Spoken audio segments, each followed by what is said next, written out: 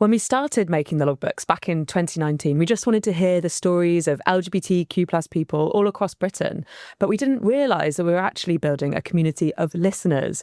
So we wanted to say thank you for listening to us and with us. It means so much to us. For just £4 a month on our Patreon now, that's only £1 per episode. You can get all episodes of the logbooks ad-free, and you'll also join our inner circle. So you get to hear what we're thinking about and how we're planning the episodes. You get to chat with us about what might be coming up in the episodes. And it also continues to support us such that we can keep all the main episodes on the main feed for free for everyone all the time. So just go to patreon.com/AuntNell. There are moments that reveal who we are and who we're meant to become. For those born to lead, such moments call for a vehicle of equal distinction. Dynamic by design, uncompromising in execution, the Range Rover Sport was engineered for those rare individuals who demand the world and possess the conviction to claim it. When your time to lead arrives, you need a vehicle that rises to meet it. The Range Rover Sport. Exclusive offers available now. Explore further at rangerover.com. Do you keep hearing podcast ads, like this one, for example, but always wonder how you actually get involved with them for your own brand or organization? Well, it's easier than you think. We're Acast, and we give you the platform to do it all yourself. Browse thousands of popular podcasts, choose the shows that match your perfect audience, set your budget, and launch. And if you want a hand, our podcast specialists are there to help you launch with confidence. This is podcast advertising without barriers. Get started at acast.com/advertise. Oh, no. Tash, I love staying in people's houses when they're away. Is this a hint? If your house is available, whether you've got a cat or a dog or not, or plants or not, I love coming to stay, especially if I can be alone. I love living with friends, but it's also nice to have a weekend or a week by myself. And it's just fun. You sort of kind of get to inhabit a different skin for a little bit. Yeah, nice. Yeah, I love it.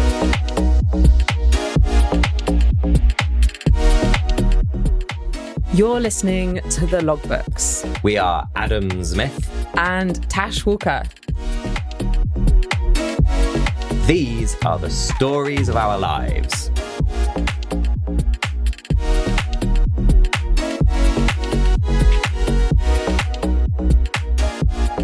Tash, what's the story?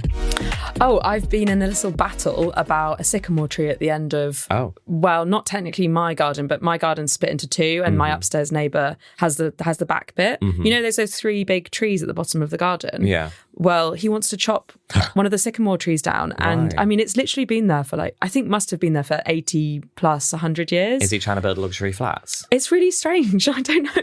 He said that he wants more light in his garden. Okay. I don't understand that, I'm afraid.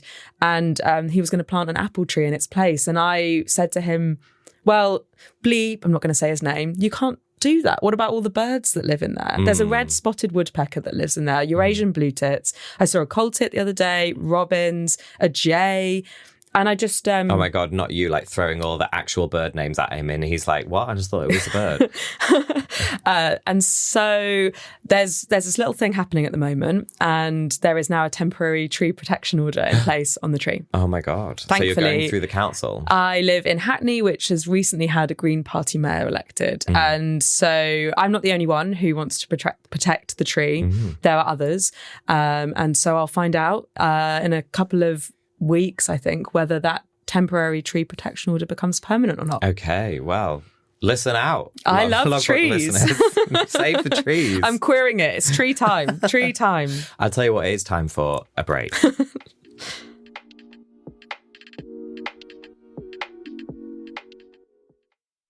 When we started making the logbooks back in 2019, we just wanted to hear the stories of LGBTQ plus people all across Britain, but we didn't realise that we were actually building a community of listeners. So we wanted to say thank you for listening to us and with us. It means so much to us. for just £4 a month on our Patreon now. That's only £1 per episode. You can get all episodes of the logbooks ad-free, and you'll also join our inner circle. So you get to hear what we're thinking about and how we're planning the episodes. You get to chat with us about what might be coming up in the episodes. And it also continues to support us such that we can keep all the main episodes on the main feed for free for everyone all the time. So just go to patreon.com/AuntNell. There are moments that reveal who we are and who we're meant to become. For those born to lead, such moments call for a vehicle of equal distinction. Dynamic by design, uncompromising in execution, the Range Rover Sport was engineered for those rare individuals who demand the world and possess the conviction to claim it. When your time to lead arrives, you need a vehicle that rises to meet it. The Range Rover Sport. Exclusive offers available now. Explore further at rangerover.com. You've got social dialed in. Search is doing its thing. So why do your marketing results look the same as 6 months ago? That's because you're fishing in the same pond as everyone else. Podcast listeners are a different audience entirely. More engaged, harder to reach through traditional channels, and ready to act when someone they trust makes a recommendation. We're Acast, and we put them right in front of you. Browse thousands of the world's leading podcasts, book host reads or run your own ads, and track every conversion in real time. Same skills you already have, brand new results. Acast. Acast.com/advertise.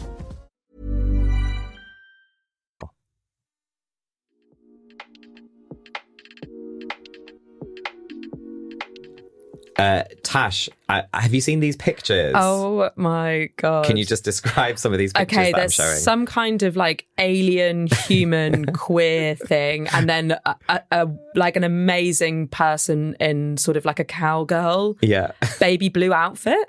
And everyone is giving real energy with their lips. Yes, exactly. Someone else in like a sheer top. That's, I think actually it's not just a sheer top, it goes all the way down. It's like a bodysuit. They're just naked. Of course, what else am I describing but the 1990s in the north of England? So these are pictures by Linden, aka Stuart Linden Rhodes, who was a teacher by day and a nightlife scene photographer in the evening in the 90s. Right.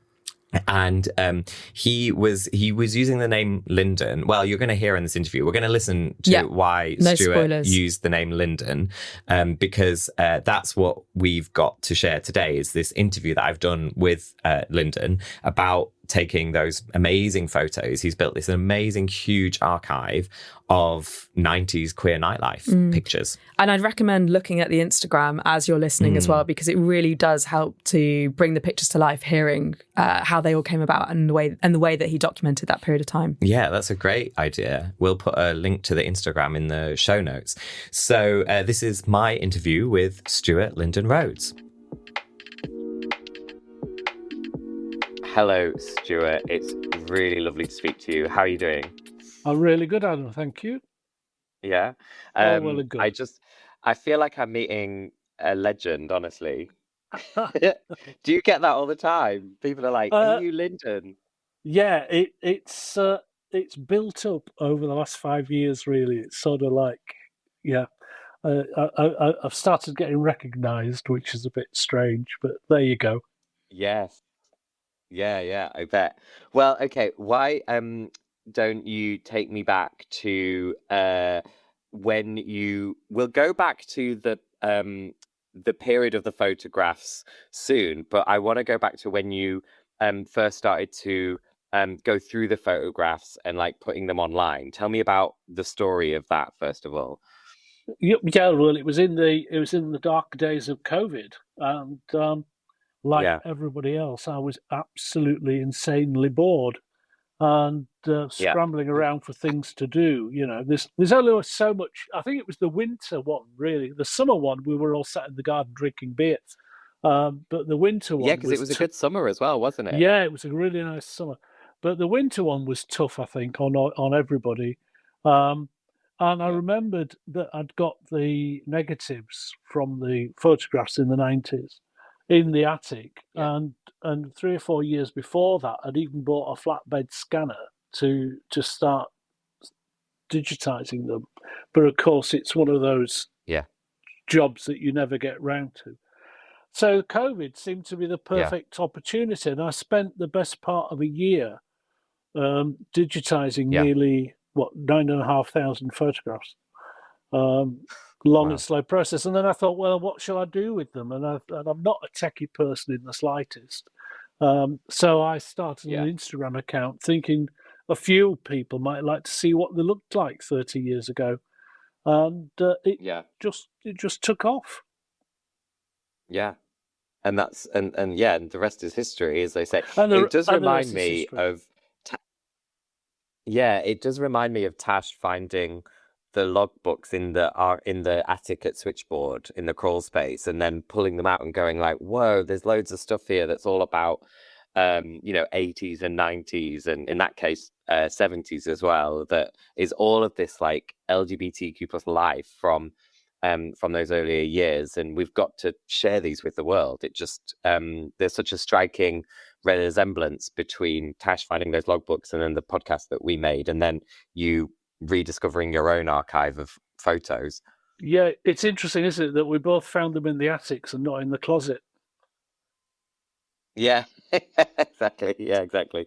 So, so for someone who's not familiar with the photos, and we'll post to the Instagram account in the show notes on the podcast, but for someone who's not familiar with them, like, can you describe what we see in these 9,000 pictures? We'll go into some individual ones in a minute, but what is this collection of 9,000 photos, and what were you doing when you were amassing them all? I was a scene reviewer a photographer for Gay Times magazine and All Points North. I was like the northern correspondent for Gay Times.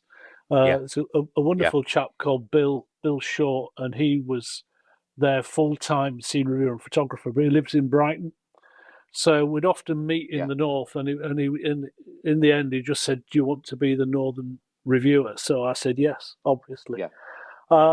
And my remit was to go around all the bars, the clubs, the big cities, and the one-bar towns, and take photographs and publish stories about them. And that's what I did. So it could be anything from a full weekend in Birmingham or Manchester to a wet Wednesday night in Barnsley. What year did you start doing that? I think 91 was the first year for All Points North. I did do some writing before that for other magazines. There was in the days of zines, which seemed to be making a bit of a comeback. But there was a zine in Manchester called Scene Out. And I wrote a couple of articles for that. And that's how I got invited to be the scene reviewer and photographer for All Points North. So you never know what you do something, and you never know what comes of it, do you? It leads to things. Were you more interested at that point in the writing or the photographs? Well, I was more interested in taking the photographs. I've always been one for sort of taking photographs of people and things, just going around everyday life. And I think that's what I liked about doing the scene review photography was capturing people in the midst of ecstasy on the dance floor, just going out and having a great time. They're almost fly on the wall, pictures. You're just capturing a moment as it passes you. Yeah. So those 9,500 pictures, they span from 1991 to what year? Well, I stopped doing the scene reviews per se. I stopped doing the club stuff around about 96, and focused more on Pride events, daytime events, and international events. So I was going abroad for Gay Times to Copenhagen, a place Berlin, and things like that. But I still did some on and off up until about 2006. But very, very, very little.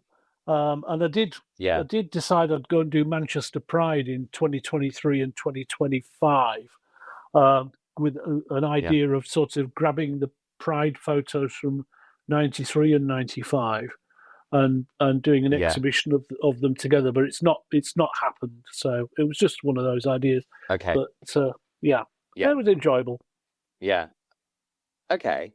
So let's kind of delve into that 15 years that you were doing it then, and all those photos. Like you said, you were trying to capture the ecstasy. I'm wondering if you can pick out, like, 2 or 3 photos that are particularly memorable to you, or that are particularly emblematic of what you were trying to do.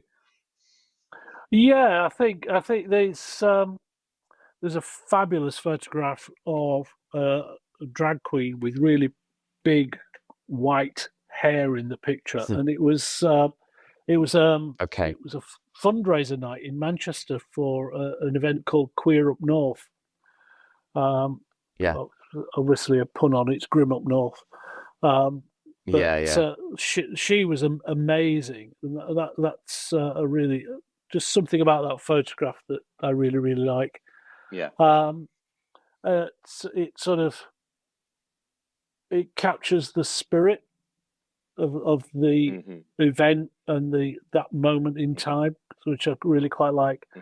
And then there's a picture I took in Blackpool, which has been collected by Manchester City Art Gallery. And it's, in fact, that last picture we were talking about has also been collected by Manchester City Art Gallery for their permanent collection. And it's the bar staff dancing with tambourines in lycra cycle shorts on a stage in between serving cues. So when they weren't serving drinks, they would be on the stage, and it just captures the movement. This sweat flying off their brows. They're in these sort of early 1990s knee-length fashion cycle shorts and sweating and it just again it's one of those that captures a moment in time. But the third one that really gets me is one of my favorite photographs. Was taken purely by accident. And some of the best photographs are, and that was at a pre-Manchester Pride thing called Tickled Pink. And Lily Savage had been on stage, Paul O'Grady, and he pointed out it was in the days of James Anderton, the God's Cop, and the persecution by the police in Manchester of the gay community.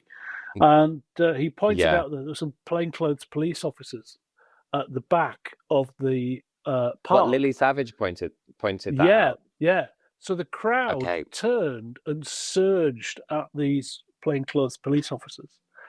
So I don't know how I managed to do it, but I ran right round the edge of the crowd to the other side of the road. So I've now got this unmarked police car. The policemen are now in the car, and the crowd are on the far side. And 2 lesbians have thrown themselves on the bonnet and are having a mad, passionate snogging. And I was in the right place at the right time, and I got the policemen in the car looking like they don't know what to do, the lesbians on the bonnet snogging, and the crowd behind cheering and carrying on. It's just one of my all-time favorite pictures.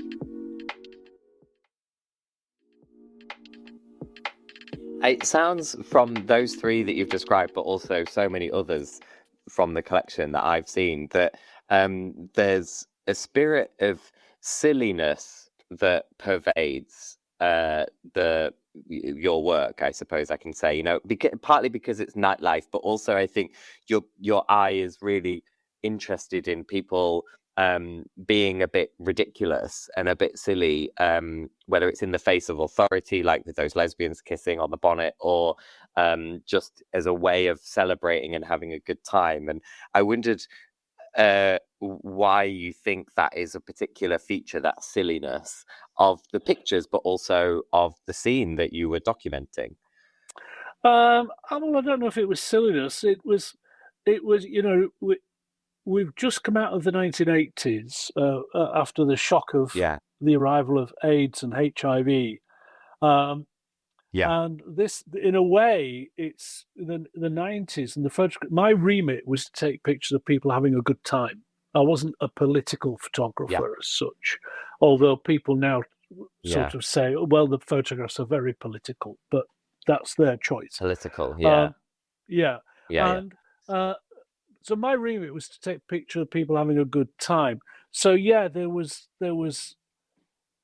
silliness, there was celebration about the fact that we were still here.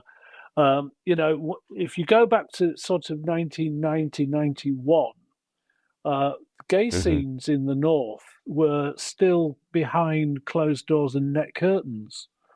It was 92, 93 that the gay scenes in the North came out of the closet, as I like to say, and onto the streets. And we started to get the pride events in the North. We started to see the bars opening their windows, opening their doors. Manto Bar in Manchester was the first gay bar to have all glass frontage. No net curtains, no locked doors. This was a big statement. So one of the side effects, I think, of HIV and AIDS was because we were in the news so much, there was more of a curiosity about the gay community and who we were. And I think that that allowed the gay community to be more visible and, in a way, start to be more accepted. That's what I was capturing, was this, without realizing it, mind you, was this decade of coming out from behind locked doors and net curtains onto the streets and having, Birmingham had a massive gay scene in those 1990s. It was huge. London, Brighton, Birmingham, Manchester, and Newcastle to a point were huge gay scenes. But that all started in the 1990s. It became visible in the 1990s, and the breweries came in.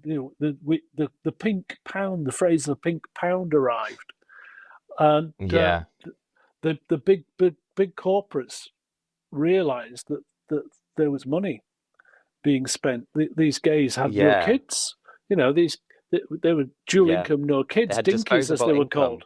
Yeah, they were called dinkies. Dual incomes, no kids. Yeah, and so they suddenly became willing to put money into pubs, and the sticky carpets and the frayed fabric disappeared, and we got shiny new premises. And suddenly, Canal Street, in particular, Manchester, just took off, and the village really was created. Just took off. Yeah, I'm interested in the visibility that, being one of the things that you mentioned there about that change that happened in the 90s, and, you turning up to pubs and clubs with your camera, and what your interaction with people was like when they saw you with the camera, and some people showing off in the photos, but whether there were people who were scared at seeing someone with a camera in one of those places. So scared about being captured and being seen as visible and having their picture published, maybe. That's what I mean. Yeah. So when we went into venues, the landlords or the managers knew we were coming. It was all pre-organised. The notices would go up saying photography was taking place. So people had the option to shy away, and people had the option to say to me, "Oh, please don't take my photograph." And that was all fine. Yeah. The nature of the photography, of my photography in particular, when I was getting close in on dance floors, was policy was take the picture first, ask for forgiveness second, and you took the picture with a flash, so people knew you'd taken the picture, and they had an opportunity to. You'd say, oh, "Just take your picture for gay times. Is that all right?" And they would either say, "Oh, please don't use it," in which case you made a note, and you didn't use it. But 9 times out of 10, it was quite the opposite. It was, "Oh, who are you taking pictures for?" "Are you going to take my picture?" You know, so it was very different in that period of time. And for you, were you, your time in the pubs and clubs was with your camera. You were working, you were taking pictures, and not having your own good time. But did you also go to the same places to have your own night out, or did you mix and match? I had my favourites that I would go to. But it was always quite interesting because obviously I still went to the same places with the cameras. You got to know the locals, and they got to know you. And with the camera, that was great because the more they got to know me, the closer I could get, and the more relaxed they were. But going without the camera was always amusing because they go, "Oh, hello, Linden, no camera tonight," you know. So it was that allowed me then to talk to them and get to know them a bit more. But you're right, when you're photographing, you're working, and I haven't got time to. My eyes were constantly scouring for the next photograph, the perfect photograph of the evening. Right. So I would fill the car with friends for the night and would go off. And we'd get into the club, and they'd all scurry off and have a great night, and I wouldn't see them again up till the end of the night because I was working. So it was all a bit, you know. But I enjoyed it. It was fun. I want to go back to a bit more in time to before you started taking those pictures and doing that job as a photographer, in 91. So prior to that, what's your sort of potted biography that leads you up to that moment of starting that work? Well, like I say, I'd always had an interest I'd always had a camera. Even go back to the days when I was a young lad in the Cubs and the Scouts. I was the one who always had the camera and taking pictures of us all having a good time on campsites and things. And then I was quite late coming onto the gay scene. And I think I was about 19 when I went in my first gay bar, which was the Peel in Leeds. I was one of those who went in but had the first half pint and left, very quickly. It was and then left, much. Ran away. Ran away. So it was. Wait, what year would that have been when you were 19? 76, 75, 76. Okay, yeah. And I'm an old man if you're doing your maths. Not at all. And then I was going out on the gay scene, and as I say, I was working by day and going out with my friends at night, like everybody else in the world. Doing a little bit of writing in there. I did actually spend a period of time. I suppose I should mention that before all of that, I was living in Leeds and working by day, but I was looking after pub bands. I was Mr. 10%. Oh, right. I was managing. I had half a dozen pub bands. Managing is a bit of a glamorous title, but I would get them the gigs and have to go out and get them their money because they were too scared to ask the landlord for the money, that sort of thing. But that allowed me to keep my 10% off first, so that was all right. And so there was all of that going on, and taking pictures of the bands as well, and that sort of thing, and that all exists. And then that I was right time, right place. I met the owner of All Points North magazine, a guy called Terry George, and he said, "You like doing photographs? Do you want to be our reviewer?" And I said, "Yeah, all right. Then what's in it for me?" So we agreed at what we were going to do, and and then I used to liaise with the editor, a guy called James Sheppy, and then Gordon Hops took over, and they would say, "You're off to Edinburgh this weekend, or you're off to Cardiff, or you're off, wherever you're going," and I'd go, "Right, okay." And that was how it all got started. And why did you use the single name Linden? Well, that was Margaret Thatcher and her cronies of the Conservative Party. And they brought in a piece of legislation called Section 28, which banned the promotion of homosexuality in education. I was teaching by day in a further education college. And so to protect my day job so I could carry on paying the mortgage, I needed to come up with a nom de plume, as they call it. And Linden is my middle name, but nobody knew my middle name because, to be honest, I never liked my middle name. So I never used it. And in fact, I'll tell you a little story that when I was about 5 or 6, my mother was getting remarried, and I'd been saying to her for quite a while that I didn't like my name because my friends at school bullied me for it, and I want to change my name. So she got remarried and she changed the wrong bloody name. She changed the last name and not the middle name. So I was fuming. Wow. And I used to sort of challenge my friends to try and work out when they said, "Well, what's the L stand for?" And so, well, I tell you what, I'll bet you a bottle of champagne. You can't guess my middle name. And they had Lloyds and Leslie's and all sorts. Nobody could get Linden. So I used to win bottles of champagne galore. Because it's quite unusual, isn't it? Yeah, it is. It is. So I thought, well, why don't I use Linden as my name for writing? So I did, and that's how Linden was born out of necessity because of Section 28.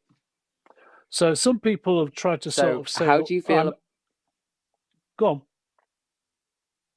Yeah, how do you feel about the name now? Like, you said you didn't like it originally, and also that basically Thatcher forced you into it. But now it's like Banksy, you know, it's like the name that people know and that associate with you and your work, and it, because it's just one word, it also has this sexy allure to it as well. Yeah.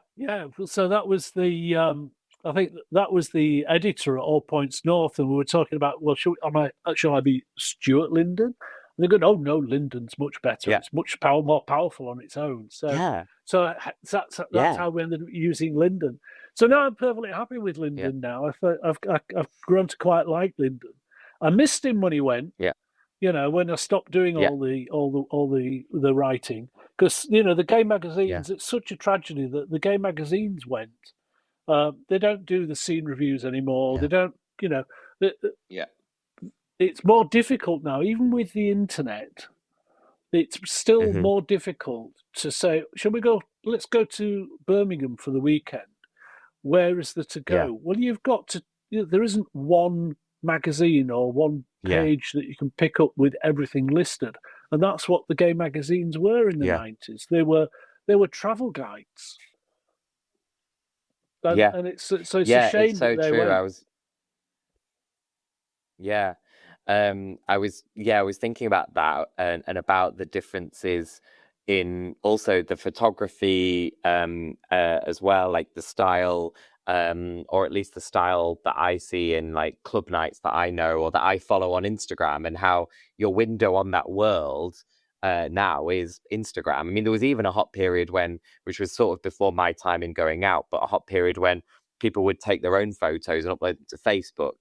And then you'd have these like awful albums of nights out on Facebook where people had been tagged, and then they were then posted all over Facebook. But now it's Instagram, which obviously is great for sharing photos in a way, but like it's just become such a different thing. And what are your further reflections on that and how we look at photos of nights out now?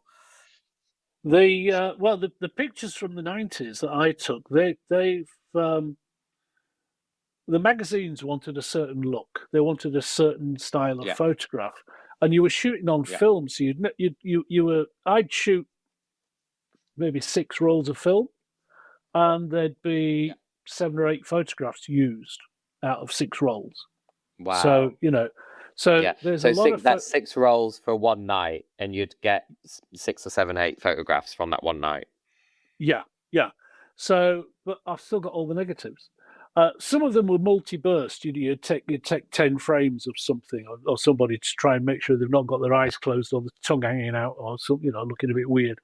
And a lot of photographs that had got a bit of blur in them or just, that would have been rejected. And now you look at them with a different lens 30 years later, you have put a different eye on them. And suddenly people are going, that's really interesting. People are looking at them from the fashion perspective. I know a couple of universities have bought the books for their fashion courses to look at 90s fashion.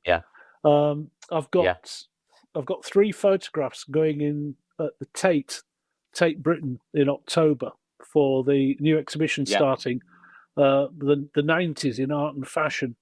And that's purely because of what people are wearing, and it's sort of it's looking at the fashions of the 1990s.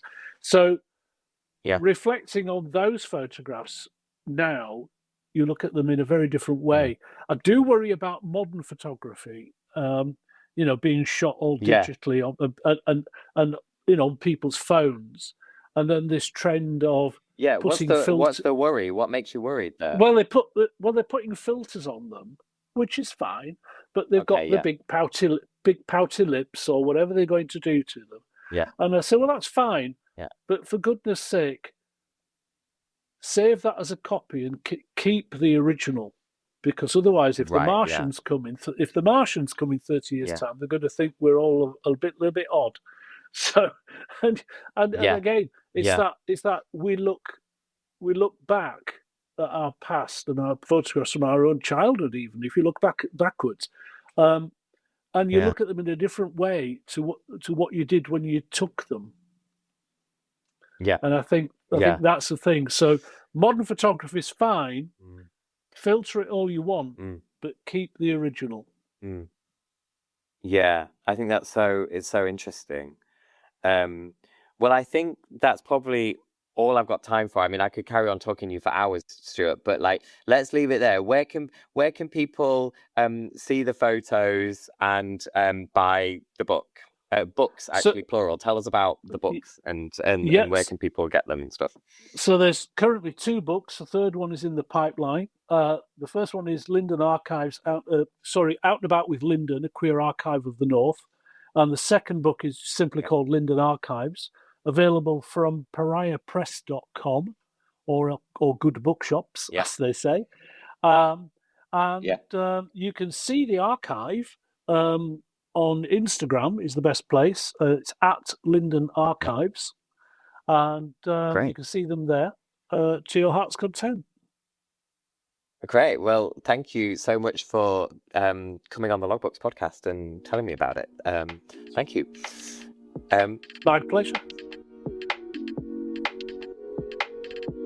I thought it was really interesting to learn why Linden chose the name Linden, because I'd seen the archive online before we met him, and I'd always wondered what that was about. And it brings in this kind of subversive and, like you say, quite sexy edge to Section 28 and what emerged from it. And I'm really always fascinated in things that happen in that sort of like forced way, and then what can grow out of it from it. But amazing to hear the sort of origin stories of so many of those photographs. And wow, was it 9,000 photos? Yeah, something like that. Yeah. It's a and lot. he's catalogued them all and then put them all in these books and these exhibitions. And when I spoke to him, he was kind of just having come back from doing an event. I think it was in Blackpool, and then he was on his way soon in a couple of days to do an event in London.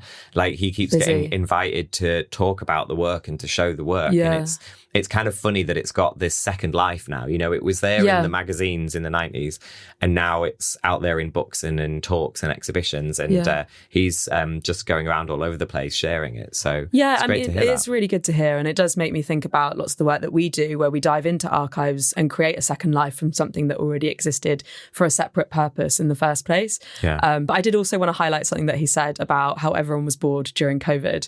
And that certainly was not my experience. And I think lots of people who I am friends with or connected to that I was completely taken up with trying to keep Switchboard going. It's amazing that out of, an experience of not having much to do in COVID, this could come. But there were lots of other kinds of experiences throughout that time. People were working hard and having to do things. And then a lot of people who were like furloughed found themselves with not very much to do, and they had their health and everything. I remember speaking to my friend who I was like, how are you, like, he had his like salary paid for a bit, and he fine, like have a good time, like not an amazing time because it was COVID, but like he was quite chill, and like he was like, oh yeah, I think I'm going to do a course in this, or I'm going to learn this language, and then he just did none of it. And it's like, okay, fine, like you can chill for a year, that's nice, everyone should be able to chill for a year. Totally. But I was like, oh my god, I would have written 5 books. That might not necessarily happen. Anyway, speaking of chilling, if you are looking to chill anytime soon, please go back to the beginning of the logbooks, listen to the origins of this, which you mentioned, in the interview with Linden, what we actually made from finding the logbooks, and also all of the other things that we've got out there. So podcasts like The Quill or Black and Gay back in the day.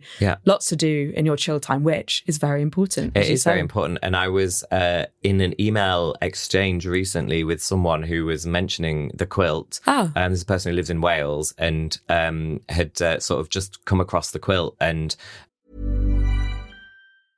there are moments that reveal who we are and who we're meant to become.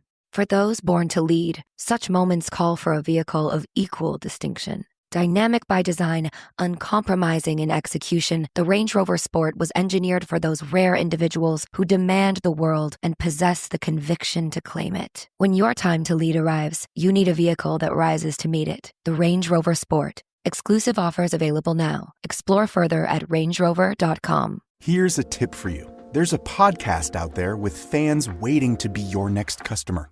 They tune in every week, they trust the host, and that host wants to talk about brands like yours in their own words to their audience. The problem is, you just haven't been introduced yet. We're Acast, where that introduction happens. As the world's largest podcast marketplace, we let you browse shows, see who's listening, and book host-read sponsorships or run your own ads, all from one platform. Transparent pricing, real-time data, complete control. Start advertising on podcasts by visiting acast.com/advertise. And I told him about the Wales episode that we made, and also the Cornwall one, because he's interested in nature, and the Cornwall one has quite a specific focus on nature. So that was really nice. So it's really nice to hear when people are still like rediscovering those projects that we made, especially because podcasts, if they're just a limited series, they don't necessarily stay in the ether, in the zeitgeist. They stay online, but you wouldn't necessarily know them. So it's nice when people rediscover them. That's so nice. Yeah. The Logbooks is an Aunt Nell production. It is hosted and produced by Tash Walker and Adam Zmith. The assistant producer is Mia Campbell. Music from Soundstripe. Original artwork by Natalie Doto. With thanks to the dreamboats at Acast.